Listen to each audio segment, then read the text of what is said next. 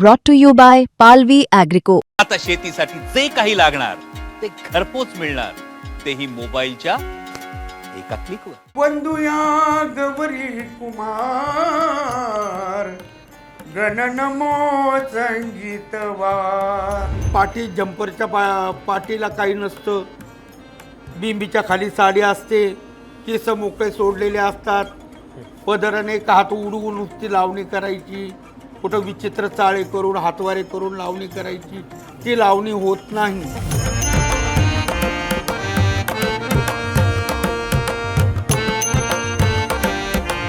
आई पुरुषी बाई होती, म्हणजे महिला असून पुरुषांच्या भूमिका आई करायची. आईने नारदाची उघडी भूमिका केली होती. तमाशा असलेला नाही, तमाशा चावट आहे. तमाशातले विनोद अश्लील नाही, चावट आहे. जुनं अंगाशी धरून नवीन करण्याचा केलेला प्रयत्न म्हणजे आजचा तमाशा.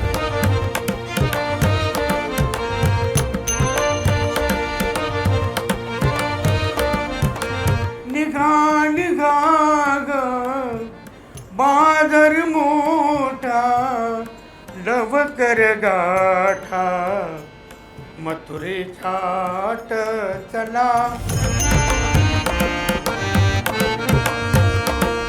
खूप धाडसी होती आई आणि खूप प्रेम, माझ्यावर खूप प्रेम करायची.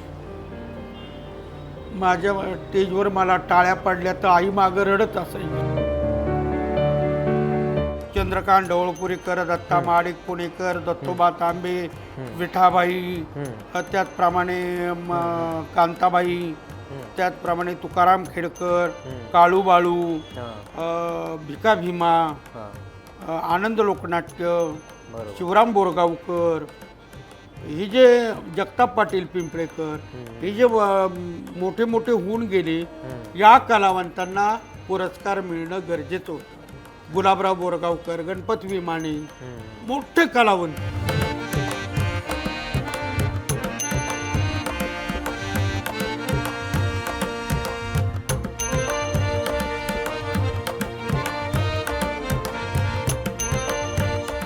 आता जी मुलगी तमाशात 3-3 वेळा गाणं वंसमोर घेत होती, त्या मुलीने लोकांची धुणी भांडी केली.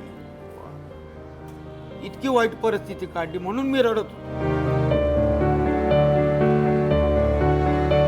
दादांनी माझा 5-6 वेळेस सत्कार केला मंत्रालयात. मी ज्या वेळेस काही घेऊन जायचो त्या वेळेस दादा माझा सत्कार करायचे.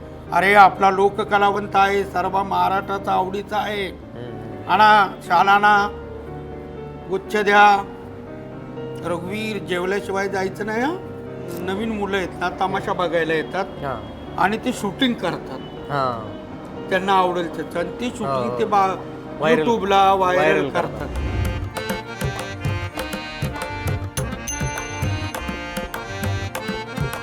किती म्हणतात तुमच्याकडे मुली किती आहेत? अरे 75 वर्षाचा तमाशा आणि त्याला तुम्ही मुली किती विचारता? जुन्या लोकांनी कुणी कुणी इतिहास घडवला, कुणी काय घडवलं, कुणी काय लिहून ठेवलं, पण तमासगिरासाठी मात्र कुणी लिहिलेलं नाही. याची खंत मला शेवटपर्यंत.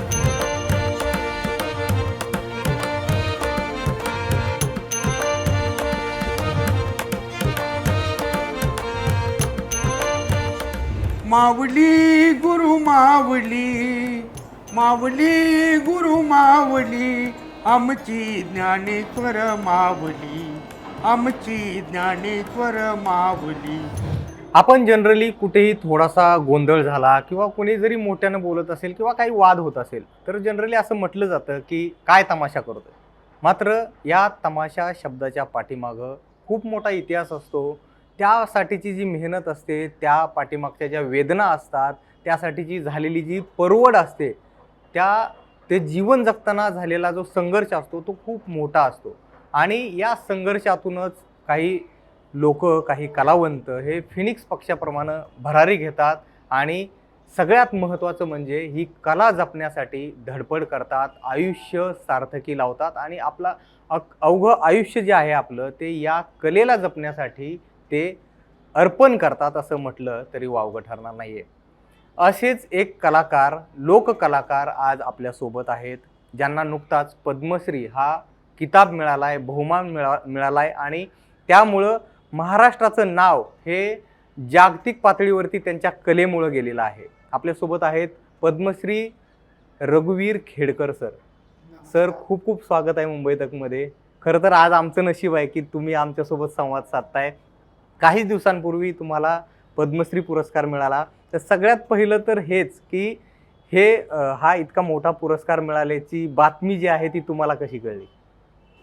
पुरस्कार मिळाल्याची बातमी मला गृह खात्याकडनं समजली हां आणि मला खूप मोठा धक्का बसला.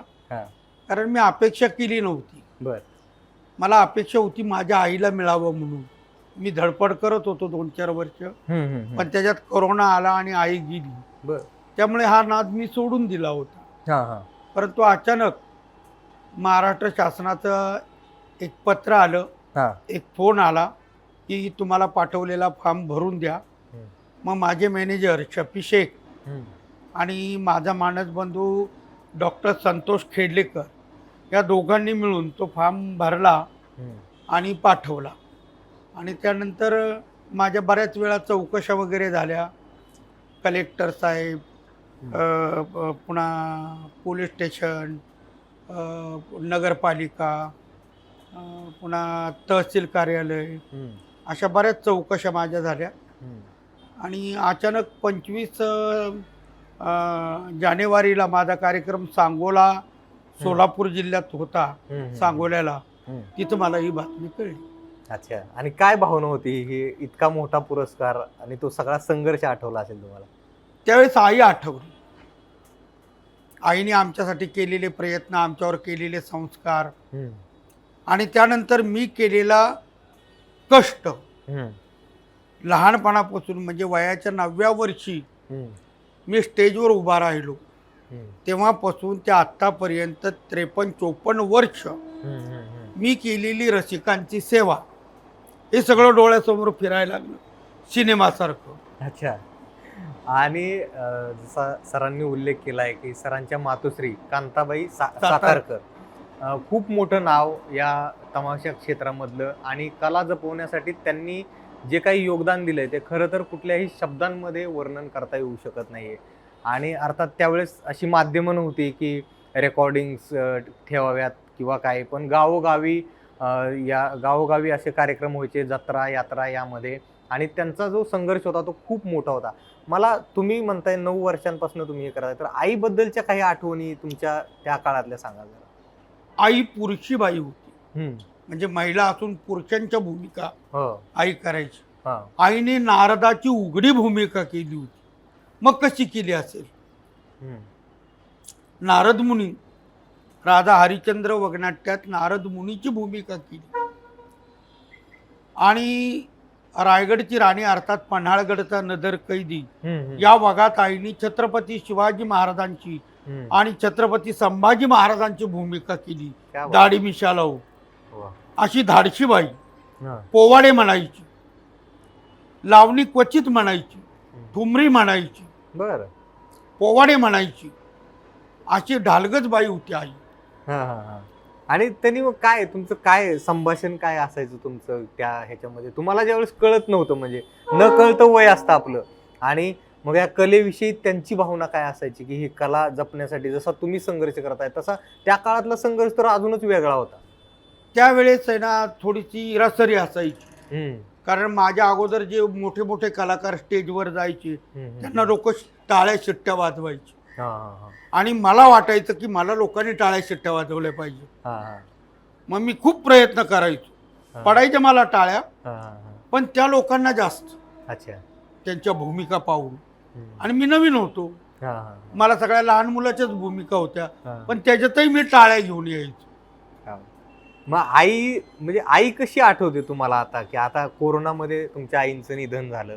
मग आता कसं आहे की एवढा मोठा पुरस्कार झाला आपल्या इकडं, खरं तर म्हणजे सिंधुताई सपकाळ असं म्हणायचे की आपल्या इकडं माणूस मेल्यानंतर त्याच्या कामाची दखल घेतली जाते, किंवा जनरली आपल्या इकडं कसं असतं की पुरस्कार मिळाला एखादा की मग त्या माणसाची दखल घेतली जाते. तर आज जर आई असत्या तर काय ते दृश्य काय असलं असतं? खूप मोठा आनंद. हा. म्हणजे आई एक असं दैवत आहे की परमेश्वर तिच्या विना भिकारी आहे आणि ते दैवत आपल्या मानवाला लाभले. बरोबर. तेव्हा आई जर असती तर खूप मोठा तिने म्हणजे सांगता येत नाही इतका मोठा जल्लोष केला. ते रघुला असा पुरस्कार मिळाला आहे हे ऐकून खरं तर तुम्ही भाऊक होताना दिसताय जरा, कारण कसं आहे की हा तो पूर्ण हेच असतो. अर्थात या भावनेला कुठली किनार नाहीये. खूप धाडसी होती आई हा. आणि खूप प्रेम, माझ्यावर खूप प्रेम करायची. माझ्या स्टेजवर मला टाळ्या पडल्या तर आई मागं रडत असायची. अर्थात म्हणजे निश्चितपणानं, कारण ज्या हिमतीनं त्या काळामध्ये स्त्रियांना अशा तमाशा कलाकार असलेल्या स्त्रिया, म्हणजे खरं तर कलेच्या क्षेत्रांमध्ये स्त्रियांचा कमी, म्हणजे खूप कमी स्त्रिया असायच्या. अशा काळामध्ये त्यांनी ती कला जगवली आहे. त्यामुळं निश्चितपणानं रघुवीर सरांचं हे इमोशनल होणं स्वाभाविक आहे. सर, मला आता एक सांगा की आजच्या घडीला तमाशा हा जो कला प्रकार आहे, या तमाशा कला प्रकाराकडं ही नवीन पिढी आहे त्यांनी कसं बघायला पाहिजे? कारण हल्ली सगळे रील्सची दुनिया आहे. अगदी 30 सेकंद 35 सेकंदाच्या रीलमध्ये ही सगळी नवी पिढी गुरफटलेली आहे. आजची जी नवी पिढी आहे ती जुन्या पिढीचं थोडंसं अनुकरण करतात तमाशाच्या बाबतीत. जुनी लोक म्हणायची तमाशाला जाऊ नका, तमाशा अश्लील आहे, तमाशा असं आहे. तमाशा अश्लील नाही, तमाशा चावट आहे. बर. तमाशातले विनोद अश्लील नाही, चावट आहे. परंतु या ज्यांनी तमाशा पाहिला नाही अशा लोकांनी त्या तमाशाला अश्लील हे नाव दिलं आणि त्यामुळे काही समाज त्याच्यापासून थोडा वंचित झाला. अच्छा. आणि मग स्वतःचं आपण नाही म्हणतो का, स्वतःचं शिस्तपणा दाखवण्यासाठी काही लोक म्हणतात आम्ही तमाशाला जात नाही, पण ते चुरून का होईना तमाशा पाहतातच. अच्छा. असा माझा अनुभव आहे. बरोबर. आणि समजा आता एक 15-20 वर्षांपूर्वीचा तमाशा, ज्यावेळेस ही माध्यमं नव्हती, म्हणजे मोबाईल नव्हते किंवा इंटरनेट नव्हतं, आणि त्यावेळेसचा तमाशा की साधनांची म्हणजे कमतरता होती, त्यावेळेसचा तमाशा आणि आजचा तमाशा ह्याच्यामध्ये काय बदल झालाय का? नाही, खूप मोठा बदल. जुनं अंगाशी धरून नवीन करण्याचा केलेला प्रयत्न म्हणजे आजचा तमाशा. बर. आजच्या तमाशात ॲक्टोपॅड आहे, कीबोर्ड आहे, तुंबा आहे, ड्रम सेट आहे. पूर्वीच्या तमाशात हलगी, ढोलकी, टाळ आणि तुंतुण आणि एक हार्मोनियम पेटी, बरोबर, एवढंच वाद्य असायचं. आता हे जुनी वाद्य संघ असूनही नव्या वाद्यांनी जुन्या वाद्यांची जागा घेतलेली आहे आणि जुनी वाद्य आता पूजेसाठी मांडली जातात आणि आधुनिकरण झालं तमाशाचं. बरोबर. जसे संगीत नाटक बदललं, जसा संगीत सिनेमा बदलला, जसं संगीत भजन बदललं, तसाच तमाशा बदललेला आहे. अच्छा. आपली राहणी बदलली. आपल्यात आता कोणी फेटा बांधून फिरतंय का, धोतर नेसून फिरतंय का? नाही. म्हणजे आपल्यात जो बदल झालेला आहे, जो समाजात बदल झालेला आहे, तो बदल तमाशात झालेला आहे. मग तो बदल तुम्ही का स्वीकारू शकत नाही? तुम्ही का असं म्हणता जुना तमाशा राहिला नाही? अच्छा. जुना तमाशा कसा राहील? तुम्ही जर जुने राहिले ना, बरोबर आहे, तर तमाशा कसा जुना? महत्वाचा मुद्दा आहे, महत्वाचा आहे.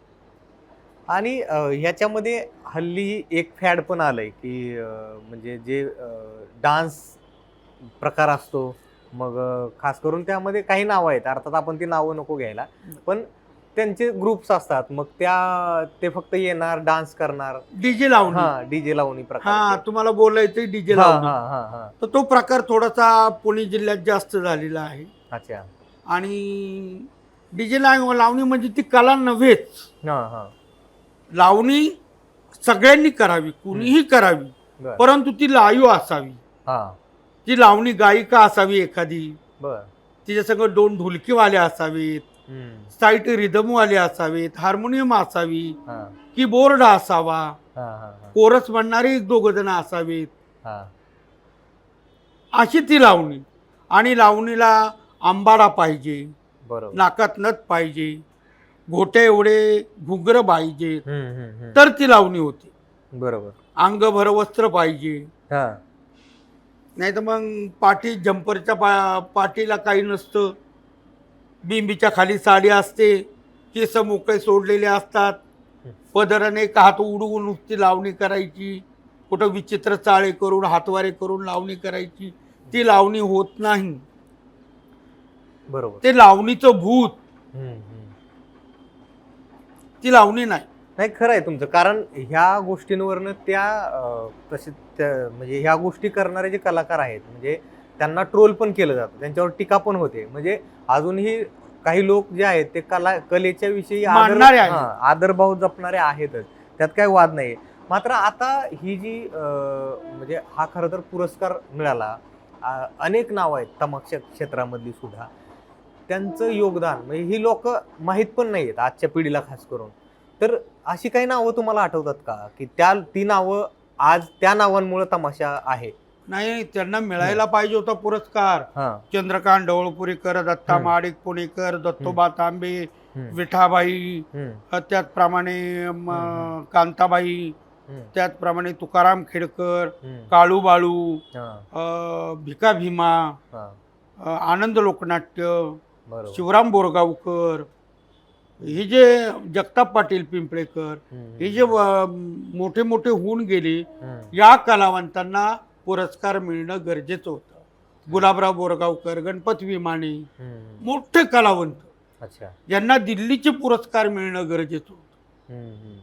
जो आज मला मिळालाय तो इथून मागे 50 वर्षापूर्वी या कलावंतांना मिळायला हवा होता. कारण यांनी देश स्वातंत्र्य होण्यापूर्वी खूप मोठी चळवळ उभी केली होती तमाशा कलावंतांनी. बरोबर, गावोगाव जाऊन लोकांची जागृती करत होती, परंतु त्याची नोंद मात्र राज दरबारी कुठेही नाही. जुन्या लोकांनी कुणी इतिहास घडवला, कुणी काय घडवलं, कुणी काय लिहून ठेवलं, पण तमासगिरासाठी मात्र कुणी लिहिलेलं नाही. याची खंत मला शेवटपर्यंत राहील.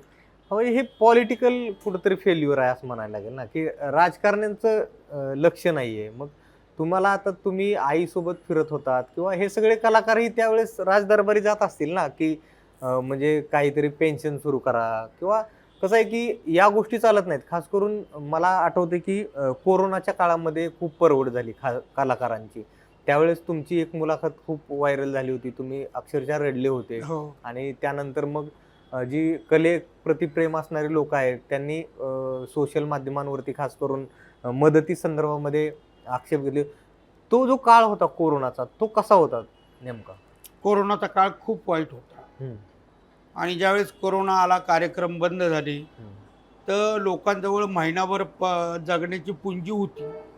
त्यानंतर त्यांचे फोन येऊ लागले आणि फोन येऊ लागल्यानंतर माझ्याजवळ जे काही शिल्लक होतं ते तर मी सर्व त्यांना दिलंच प्रत्येकाला. बरोबर. परंतु माझ्या घरात 20-25 तोळे सोनं होतं, तेही मी मोडून दिलं सगळं. आणि वर्षभर कलावंत सगळे माणसं सांभाळले. पण वर्षानंतर मी कमजोर झालो, माझ्याजवळ काहीच शिल्लक राहिलं नाही. त्यावेळेस मी त्यांना सांगितलं, आता तुमच्या पायावर तुम्ही उभे राहा, कुठले कुठले धंदे करा आणि पोट भरा. आणि त्या काळात माझ्या घरातली 3 माणसं 11 दिवसात गेली. माझी थोरली बहीण बीबीताई, माझी आई कांताबाई सातारकर आणि बीबीताईचा एकुलता एक मुलगा अभिजित उर्फ बबलू. ही 3 माणसं आमच्यातनं गेली. आणि मग केलं का, म्हणजे वेगळं काम केलं का त्या कलाकारांनी त्या काळामध्ये? म्हणजे हो केलं. कोणी आता जी मुलगी तमाशात 3-3 वेळा गाणं वंसमोर घेत होती, त्या मुलीने लोकांची धुणी भांडी केली. इतकी वाईट परिस्थिती काढली, म्हणून मी रडत होतो. त्या आम्ही स्टेजवर राजी होतो आणि आज आम्ही भिकारी झालो. मग त्यावेळेस अशी मदत सरकारकडून वगैरे काय मिळाली नाही का? नाही, नंतर करोना गेल्यानंतर त्यांनी 2-2 लाख रुपये दिले. अच्छा. छोट्या तमाशाला 1 लाख, मोठ्या हा तमाशाला ते पण तुम्हीच तो फॉलोअप ते मी उपोषण केलं होतं ते. तेच तुम्हीच तो फॉलोअप घेतला होता, मला आठवतंय ते चांगलं. आणि आता म्हणजे कायमस्वरूपी कसं आहे की तुमच्यामध्ये जोपर्यंत एनर्जी आहे, ताकद आहे, तोपर्यंत तुम्ही कलाकार उभे असता, कलेच्या माध्यमातून पैसे कमवत असता. पण एक अशी वेळ येते की मग काम होत नाही, शरीरानं थकता, त्यावेळेस असं एक कायमस्वरूपी काहीतरी व्यवस्था व्हायला पाहिजे, पेन्शन म्हणा किंवा काय असं. आता जे सरकारकडनं. पेन्शन आहे हा. स्वर्गीय अजितदादा हम्म, त्यांची गाठ घ्यायला मी ज्यावेळेस गेलो मंत्रालयात, हम्म, त्यावेळेस त्यांनी मला विचारलं "बरं, तुम्हाला पेन्शन काय आहे?" हा, म्हणलं पेन्शन 1700, 2000 आणि 2200. हम्म, अरे म्हणे याच्यात काय होणार आहे हम्म, रघुवीर, तुमची काय अपेक्षा आहे? हम्म, तर मी आता त्यावेळेच्या ह्याच्याप्रमाणे मी 5000, 6000 आणि 7000 त्यांना सांगितलं. अच्छा. मग त्यांनी 5000 पेन्शन केली. परंतु आज महागाई त्याच्यापेक्षा दुप्पट झाली. हम्म, हम्म, हम्म, ते 5000 कशालाच पुरत नाही. गोळ्या औषधाला पुरणार का खायला पुरणार? कारण एकदा वयस्कर कलावंत झाला का तो घरी बसवला जातो, पब्लिक त्याला ॲक्सेप्ट करत नाही. हम्म. मग अशा वेळेस त्याच्या मागं दवाखाना लागतो उतार वयात. मग त्यांनी दवाखाना करायचा का जेवाय खावायचं बघायचं. अशा वेळेस पेन्शन किमान 10,000 रुपये तरी असेल. अच्छा, म्हणजे दादांनी स्वतःहून बोलून तुम्हाला हे केलं हो. ते. म्हणजे आणखी काही दादांसोबत दादांनी- विषय निघाला तर आठवणी आहेत का काही? दादांनी माझा 5-6 वेळेस सत्कार केला मंत्रालयात. हा, हा, हा. मी ज्या वेळेस काही घेऊन जायचो हा. त्या वेळेस दादा माझा सत्कार करायचे. अरे आपला लोककलावंत आहे, सर्व महाराष्ट्राचा आवडीचा आहे, हम्म, हम्म, आणा शालाना, गुच्छ द्या, रघुवीर जेवल्याशिवाय जायचं नाही हा, हे नेहमीचं वाक्य. दादांची बातमी तुम्हाला कळाली त्यावेळेस तुमचं काय आहे म्हणजे? आदल्याच दिवशी मला 25 तारखेला हे कळालं होतं हा. आणि 26 तारखेला दादा गेले. 28ला हा 28ला गेले दादा. दादा गेले. हम्म, तर दादा गेल्यामुळं मी कार्यक्रम बंद ठेवला हम्म. आणि आमच्या सगळ्या लोकांना फोन केले कार्यक्रम बंद करण्याचे. अच्छा, मग आम्ही दुखवटा पाळला. म्हणजे पूर्ण सरकारी दुखवटा हो, होता तो हो, पाळ. हो. हम्म. अजून आता राजकारणाचा विषय आहे, आणखी काही नेत्यांची तुम्हाला अशी मदतीचे वगैरे अनुभव आहेत का? आता आपण निगेटिव्ह गोष्टींमध्ये नको जायला, पण पॉझिटिव्ह की बाबा कोणी अमुक नेता आहे तुम्हाला, जुने पण नेते असू द्या की त्यांचे नेत्यांनी अनुभव- नाही कुणी मदत केली, हम्म. पण सर्वसामान्य जनतेने मात्र कोरोनाच्या काळात हम्म. मला मदत केली. अच्छा. हो, आणि आमच्या संघटनेलाही केली, हा, हा, मलाही हा. केली. हा, हा, हा. आता आधी कसं होतं की जत्रा गावोगावी असायच्या मोठ्या मोठ्या, आणि त्या जत्रांमध्ये फड लागले, हो, एक वेगळी तिकिटावर. रंगत असायची तिकिटावरती. तसे अनुभव हल्ली येतात का? नाही, ते कमी झालं खूप. हा. आता तिकिटावरचे कार्यक्रम काय झालं, पब्लिकला हम्म. खुर्चीवर बसायची सवय लागली अच्छा. आणि मातीत बसून तमाशा बघण्याचं त्यांना ते आवडेना. हम्म, हम्म, आज जर तमाशा फड मालकांनी खुर्च्यांची व्यवस्था केली हम्म. तर तमाशाला पुन्हा पहिले दिवस येतील, अच्छा. गर्दी वाढेल, हम्म, हम्म, हम्म. खुर्च्यावर बसून माणसं तमाशा बघतील. अच्छा. आता तुम्ही जसं तुम्ही तुमच्या आईंचं नाव सांगताय किंवा काही नावं मगाशी जी घेतली तुम्ही तमाशामधली, त्या पिढीनं आता तुमच्यापर्यंत आणला हा तमाशा, तुम्ही हा जपला आतापर्यंत. आता पुढं कसं बघताय तुम्ही की पुढे कसा जाणार आहे ही कला, कशी नवी जपली पिढी जाणार? आली ना, अच्छा. नवी पिढी तमाशात आलेली आहे. हम्म, 80 सालात हम्म. आम्ही तमाशा ताब्यात घेतला. बरं. म्हणजे मी, मंगलताई, बाबुराव हो. बोरगावकर, हो. भिका भीमा, हम्म. चंद्रकांत ढवळपुरीकरांचा मुलगा, दत्ता माडिकचा मुलगा, हा. गुलाबराव बोरगावकरांचा मुलगा, हम्म, शिवराम बोरगावकरांचा मुलगा, हम्म, दत्तोबा तांब्यांची मुलं हम्म. यांनी तमाशा हातात घेतले. बरं. कारण जुनी पिढी थकलेली होती थोडी. हम्म, हम्म. आणि मग आम्ही पुन्हा तमाशात बदल करून तमाशाला वेगळं रंगरूप आणलं. बरं. आजचा तमाशा खूप आधुनिक झालेला आहे, हम्म, पण जुना ढाचा जो आहे गणगवळणीचा, हम्म, तो 1 तास आम्ही करतोच हम्म, हम्म. आणि नंतर आमच्या बाकीच्या गाण्यांचा याचा कार्यक्रम चालू होतो. अच्छा. पण तो 1 तास आम्ही अजून करतो. अच्छा. आता मला एक थोडासा वेगळा प्रश्न आहे, कारण कसं आहे की तमाशा असो किंवा एकूणच कला प्रकारांमध्ये स्त्री आली ना, म्हणजे महिला, तर त्यांच्याकडे बघण्याचा दृष्टिकोन जो असतो समाजाचा तो फार वेगळा असतो. तर त्यांच्याबद्दलचे अनुभव कसे असतात नेमके, म्हणजे खास करून तमाशामधली महिला कशी असते? समाज उलट्या प्रवाहात वाहतो. हा. म्हणजे पाणी पूर्वेकडून पश्चिमेकडे चाललं असेल हा, हा, हा. किंवा पश्चिमेकडून पूर्वेकडे चालला असेल हम्म. तर समाज पूर्वेकडून पश्चिमेकडे वाटचाल करतो. अच्छा. पूर्वेचं पाणी पश्चिमेचं पाणी पूर्वेकडे चाललं तर समाज उलटी वाटचाल करतो.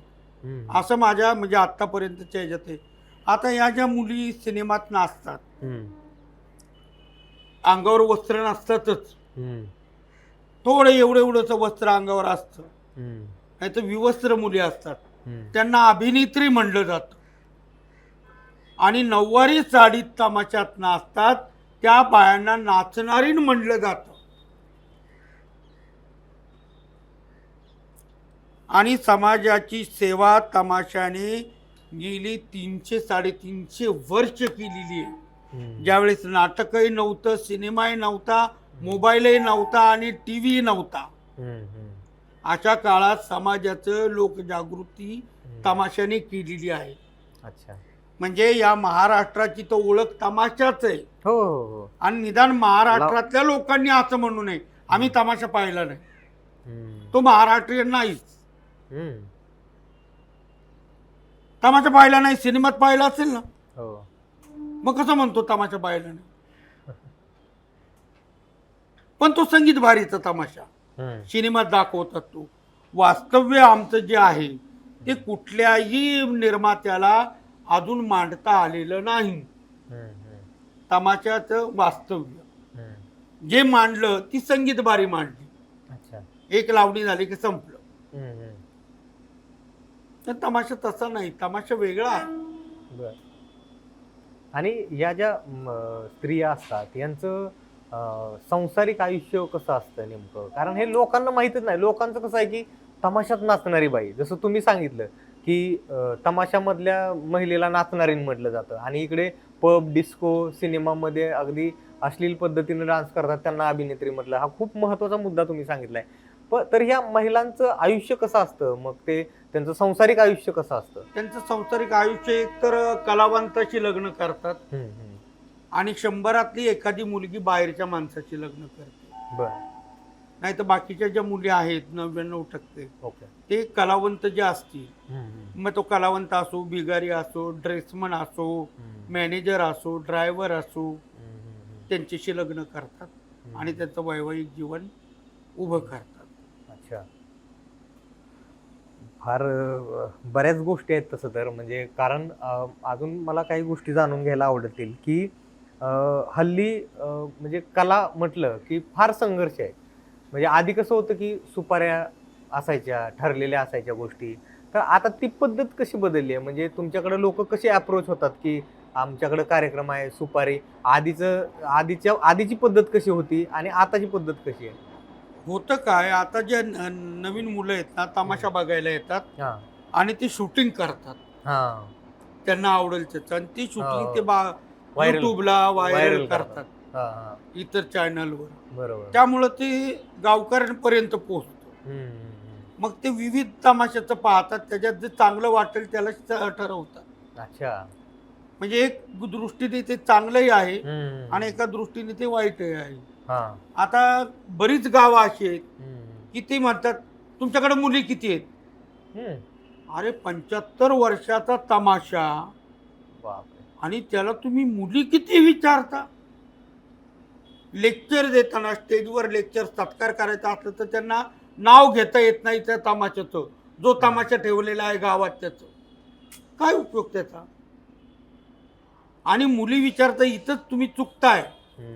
तुम्ही मुली बघू नका, संपूर्ण कार्यक्रम पहा, कार्यक्रमाचा दर्जा पहा. ज्याच्याकडे मुली जास्त आहे त्याचा तमाशा चांगला, एकदम चुकीचं. जास्त मुली असल्या की ते व्यवस्थित नाचत नाहीत, त्या व्यवस्थित मेकअप करत नाहीत, त्या व्यवस्थित कला सादर करत नाहीत. आणि कमी मुलीचा संख्या असला त्या एक सारख्याच नाचतील, एक सारखेच मेकअप, एक सारखीच कला तुम्हाला पाहायला मिळेल. अच्छा. खरा तमाशा कसा असतो? खऱ्या तमाशात खरं तर एक 15 बाया असाव्यात, 30 कलावंत असावेत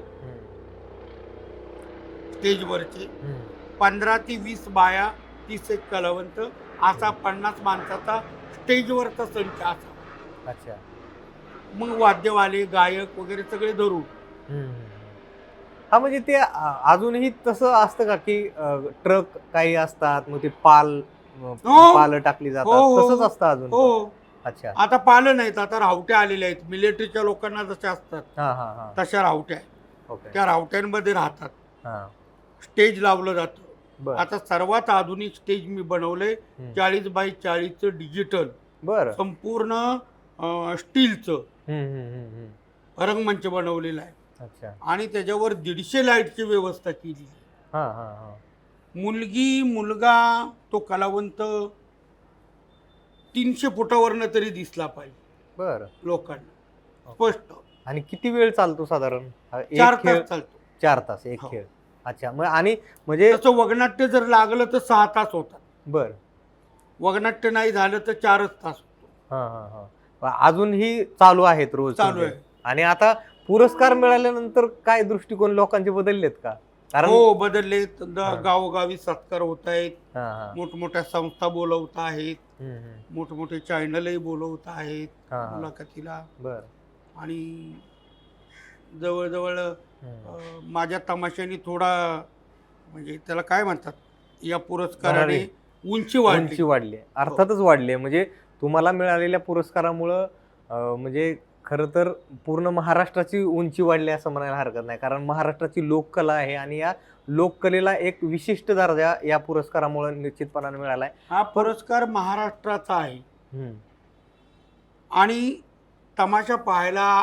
येणाऱ्या न येणाऱ्या सर्व जनतेचा आहे बरं. असं मी मानतो. अच्छा आणि आता तुम्ही अपडेट झालेत का कारण हल्ली कसं आहे की सोशल मीडियाचं युग आहे बऱ्याच म्हणजे ज्या लावणी कलाकार आहेत खास करून त्यांचे स्वतःचे अकाउंट्स आहेत इंस्टाग्राम फेसबुक या गोष्टींवरती ते तिथून सुद्धा ऑर्डर घेतात त्यांचं तिथंच म्हणजे अकाउंट असतं त्या अकाउंटला सगळ्या डिटेल्स असतात तर तुम्ही तसे अपडेट झालेत का की आपल्यालाही तसं अपडेट व्हायला पाहिजे असं तुम्हाला वाटत नाही का? ऑनलाईन कार्यक्रम देतो मी.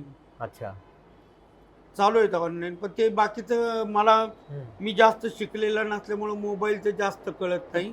माझे जे मॅनेजर आहे शफी शेख ते सर्व ते पाहतात. अच्छा पण तुम्ही म्हणजे तुमची मुलं पुढची पिढी वगैरे ते करते, वापर करते. करत असेल हा, ना याचा करते. कारण कसं आहे की आता तुम्हाला त्या गोष्टीमध्ये अपडेट व्हावंच लागणार आहे. हो हो कारण आता ती जुनी पद्धत बदलली आहे की बदलली. लोक येतील चिठ्ठ्यांवर वगैरे अशा गोष्टी सुपाऱ्या मिळतील आता सगळं ऑनलाईन झालंय सोशल मीडिया आहे पुढचं आता जनरेशन आलेलं आहे. आता काय होतंय नवीन मुलं जी गावकरी म्हणून येतात ना ते हम्म. पहिलं कार्यक्रम पाहतात हा आणि मग ठरवतात बर बर असं झालेलं आहे. म्हणजे त्यांना कार्यक्रम थोडासा दाखवावा लागतो हो. तुम्हाला. म्हणजे जसं ट्रेलर सिनेमाचा हो. ट्रेलर असतो वगैरे नाही तर आपल्याजवळ जर मोबाईल मध्ये असेल हा तर त्यांच्या मोबाईल मध्ये टाकायचं बर बर मग ते बघतात आणि हा. ठरवतात. अच्छा आणि मला आता सांगा मग अशी सिनेमाचा विषय निघाला होता तुम्ही सिनेमे बघता का पहिलं तर? सिनेमा मला खूप आवडतो. मला नाटक आवडतं बरं आणि सर्वात जास्त सर्कस आवडते. बरं बरं माझ्या लहानपणापासून सर्कस आणि तमाशावर अत्यंत जीव. हा माझं लहानपणी खेळणंच होतं. सर्कसचा तंबू एक वेगळा लावायचा रुमालाचा आणि तमाशाचा तंबू एक वेगळा लावायचा. हा लाईव्हनेस आहे ना लाईव्ह मध्ये हो. ती मजा आहे त्यामुळे असंच माझा खेळ असायचा. हा, आणि सिनेमा मला भरपूर आवडतात. हा, हा. आवडत नाही असं नाही हम्म. पण जुने. बरं आत्ताच्या सिनेमात काय व्हायला लागलं कुठलं गाणं कुठला संगीतकार कुठला कलाकार 8 दिवस टिकत नाही. बरोबर तुम्ही पहा एक पिक्चर आला तो 25 आठवडे चाललाय का? हल्ली तर फार कमी झाले ते अहो एकही आठवडा नाही. हो हो हो खूप कमी 25 तर ते बाजूलाच राहिलं. बरोबर तसंच तमाशाचं आहे. हा, या वर्षी पाहिलेला तमाशा पुढच्या वर्षी पब्लिक कसं पाहिजे ते बरोबर नवीनच अपेक्षा करतील. हो हो हो. मग तुम्ही पण स्क्रिप्ट मध्ये चेंजेस करता का? कार्यक्रमात दरवर्षी पूर्ण बदल असतो. पूर्ण बरं. कार्यक्रम चेंज असतो. बरं परंतु कलावंत काही काही तेच असतात. हा मग तुम्ही स्वतः लिहिता हे सगळे स्क्रिप्ट? नाही स्क्रिप्ट लिहिणारा दुसरा असतो. लेखक असतो बरं. शाहीर असतात हा हा हा ते लिहून देतात. बरं आणि मग आता माझा प्रश्न खरं तर हा होता की जर समजा तुमच्यावर सिनेमा बनला कारण नटरंग सिनेमा आहे खूप चांगला सिनेमा आहे त्याच्यामध्ये एक अशी एंट्री दाखवली आहे सुरुवातीला की तो गुना कागलकर पुरस्कार घ्यायला स्टेजवरती जात असतो.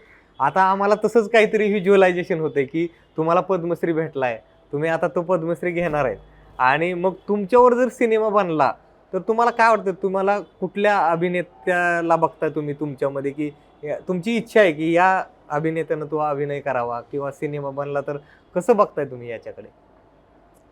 माझ्यावर जर चित्रपट बनला ना हा. तर सुबोध भावेनी ते काम करावं. बर. कारण त्यांनी जे बालगंधर्वांचं काम केलं हो हो हो. ते इतकं प्रतिम केलेलं आहे बर बर. सुबोध भावेनी. हा. जर माझ्यावर चित्रपट निघाला असतं त्यांनी ते काम करावं, कारण त्यांच्या अंगात ती चतुराई आहे. हा. त्यांच्या नजरेत, त्यांच्या बोलण्यात, त्यांच्या अभिनयात ते सगळं आहे जे माझ्याजवळ होतं. त्यांनी बरेच असे सिनेमे पण केलेले आहेत, व्यक्तिरेखा बऱ्याच साकारल्यात पण त्यांनी. अच्छा, निश्चित आता सुबोध भावेंपर्यंत ही मुलाखत त्यांच्यापर्यंत पोहोचेल तर ते दखल घेतील याची, असं आपण अपेक्षा करायला हरकत नाही. आणि हा, माझ्यावर चित्रपट निघाला होता, हम्म. एक होता सोंगाड्या, डॉक्टर जब्बार पटेलांचा. हो हो हो. माझ्या बरोबर 14 दिवस राहून बर बर. फार मी वॉशरूमला जाण्यापर्यंतच शूटिंग त्यांनी केलं होतं. हा आणि त्यांना मी 1.5 वर्ष पाहिजे होतं. हा हा हा. पण 1.5 वर्ष त्यांना देणं माझ्याकडनं शक्य होणार नव्हतं. माझा सीझन चालू होता. मग मी नाही म्हणालो, माझी आई नाही म्हणाली, म्हणून ती भूमिका लक्ष्मीकांत बेर्डेला दिली. का तर आम्ही दोघं सख्खे भाऊ दिसायचो. काय बात आहे, वा. लक्ष्मीकांत आणि मी हा. सारखे चेहरे हो हो, दोघांचे, हो. आणि दोघंही कॉमेडीवाले. होय होय. मग त्याला ती भूमिका दिली. हा. आणि त्यावेळेस मी एकटाच समय नृत्यकार होतो. हा, हा. मग त्यांनी ते समय नृत्य केलं माझं. हो, हो, हो. म्हणजे तो चान्स माझा सर्वात महत्वाचा सुटला होता. अच्छा, लक्ष्मीकांत बेर्डेंना भेटलेले तुम्ही? हो, त्यांच्या खूप काय वेळा आठवणी? चर्चा झाली त्याची माझी. हा, हा. मला राग म्हणायचा तो. हा, हो, आणि मी जर त्याला लक्ष्मीकांत म्हणलं का त्याला राग यायचा. हा. तो म्हणायचा मला लक्ष म्हण. खूप चांगल्या स्वभावाचा खूप होता, मोठा कलाकार. खूप मोठा कलाकार, खूप चांगल्या स्वभावाचा. हा. अशोक मामाही तसेच खूप चांगल्या हो, स्वभाव. आमच्याकडे एक चावडी झाली आहे त्यांची नुकतीच. अशोक मामा आमच्याकडे काल परवाच आले होते. त्यांनी बऱ्याच लक्ष्मीकांत बेर्डेंच्या आठवणी आमच्याकडे सांगितल्या. खरं तर म्हणजे खूप मोठा विषय आहे, म्हणजे तुमच्याशी जितक्या गप्पा मारावे तितकं कमीच आहे. पण आता नवीन कलाकारांना काय संदेश द्याल? कारण कसं आहे की आपल्याकडं एखादा पुरस्कार मिळाल्यानंतरच बऱ्याचदा लोकांना वाटतं की हा, आता काहीतरी शिक्कामोर्तब झालंय, म्हणजे स्टॅम्प लागल्यासारखं असं केलं जातं. अर्थात ते चुकीचं आहे, कारण कलाकार हा कधीही मोठा असतो. कधी मोठा. म्हणजे तो एखाद्या पुरस्कारामुळे कलाकार मोठा होत नाही, तुमच्या कलेमुळेच तुम्ही मोठे आहेत. तर नवीन पिढीला तुम्ही काय संदेश द्याल आता? नवीन पिढीला माझं म्हणणं हेच आहे की सुशिक्षित बेकार होऊन राहण्यापेक्षा हो. कलावंत व्हा. कुणी ढोलकी वाजवायचं शिका, कुणी हलगी वाजवायचं शिका, कुणी ऑर्गन वाजवायचं शिका, कुणी गिटार वाजवायचं शिका, कुणी संतूर वाजवायचं शिका, कुणी विणा वाजवायचं शिका, कुणी गायचं शिका, कुणी नृत्य करण्याचं शिका, कुणी अभिनय करण्याचं शिका. आणि कलावंत होऊन तमाशात जा. तमाशाचं जीवन तुम्हाला बाहेरून वेगळं वाटतं, पण तमाशात ज्यावेळेस तुम्ही जाल त्यावेळेस तमाशातून घरी जाताना ज्या अंतकरणाला वेदना होतात त्याची जाणीव. अच्छा. ज्यावेळेस आमचा कार्यक्रम संपतात, आम्ही घरोघरी जायला निघतो, त्यावेळेची जी रडारड असते की 7 महिने आपण एकत्र राहिलो ना, आता निघालो घरी. खरं तर आपण सख्यांकडे जात असतो मांडलेल्यांना सोडून, पण त्या सख्यांकडे जाण्याचा आनंद कमी आणि या मांडलेल्यांचं दुःख जास्त घेऊन माणूस घरी जातो. बरोबर. असं तमाशाची रीत. अच्छा, पण ते तुम्हाला ते ऐकल्यानंतर असं वाईट वाटत असेल ना की समाज कीर्तनानं सुधरत नाही आणि तमाशानं बिघडत नाही वगैरे, ती जी म्हण आहे ती रामराव चुकीची आहे. महाराज म्हणाले होते हा, की कीर्तनाने समाज सुधरत नाही हा, आणि तमाशाने बिघडत नाही. समाज एक वेगळा, मी तुम्हाला मगाशीच सांगितलं, हा. समाज वेगळ्या ओघाने जातो. पूर्वेकडे जायचं असेल तर पश्चिमेकडे जातो, पश्चिमेकडे जायचं असेल तर पूर्वेकडे जातो. समाज त्याच्या पावलांनीच चालतो. अच्छा. खरंच खूप महान कलाकार आहेत रघुवीर खेडकर. त्यांचा संघर्ष, त्यांनी भोगलेल्या ज्या गोष्टी आहेत त्या खूप जास्त आहे. म्हणजे अर्थात ह्या इतक्या कमी वेळामध्ये रघुवीर खेडकर किंवा त्यांची कला समजणं हे खूप कठीण आहे. त्यामुळं त्यांना समजण्यासाठी अर्थात खूप गोष्टी करायला लागणार आहेत. खूप खूप धन्यवाद सर, तुम्ही अगदी शॉर्ट नोटीसवरती आलात, अगदी कमी वेळामध्ये आलात आणि तुमचं खूप अभिनंदन. तुम्ही तमाशा या कला प्रकाराला एक नवी उंची प्रदान केली आहे. अर्थात संपूर्ण महाराष्ट्राला याचा गर्व आहे, आम्हाला तर आहेच आहे, पण संपूर्ण महाराष्ट्राला गर्व आहे. आम्हाला त्या क्षणांची आतुरता आहे ज्यावेळेस तुम्ही पुरस्कार स्वीकाराल आणि तो क्षण आम्ही सुद्धा जगू तुमच्यासोबत तो क्षण.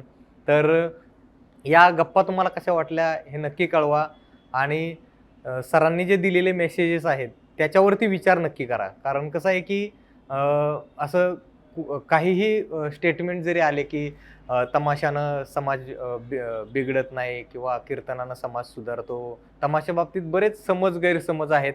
ते समज गैरसमज दूर करण्याचे प्रयत्न सरांनी या मुलाखतीच्या माध्यमातून केलेले आहेत. त्यामुळं तुम्हाला याच्याबाबत काय वाटतं हे आम्हाला तुम्ही कमेंट बॉक्समध्ये नक्की सांगा. आणि सगळ्यात महत्त्वाचं म्हणजे तुम्ही मुंबई तकला जर सबस्क्राईब केलं नसेल तर सबस्क्राईब करून घ्या. या मुलाखतीच्या संदर्भामधले आपले अभिप्राय आम्हाला कमेंट बॉक्समध्ये नक्की कळवा. सर खूप खूप आभार. धन्यवाद.